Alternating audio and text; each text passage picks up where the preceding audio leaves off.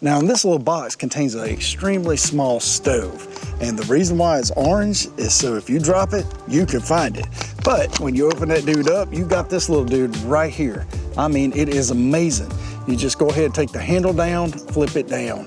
Then there's a little pull bar right here. You just pull these dudes around, and then these come up, and that allows you to sit your pot on there. Now just screw this onto your canister.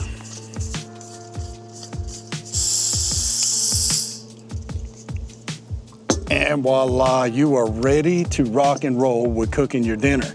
Now, right here on this side, it has a little Pezio, I believe they call it, a little fire starter where it throws a spark every click, throws a little spark up here, and I'm doing it backwards, so.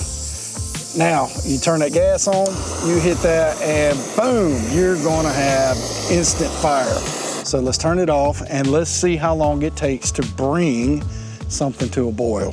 I got my titanium pot from Uberleben, however you want to pronounce it. And it is an awesome little pot. See my other videos on that. But we're gonna go ahead and put some water in here, and we'll put all that we got right there. All right, so we'll go ahead and start this dude. And we'll put our pot on top.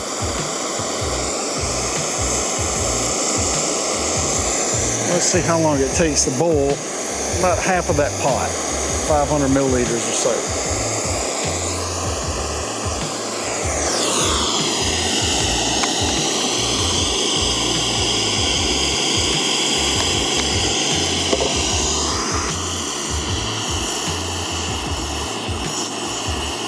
Didn't take very long.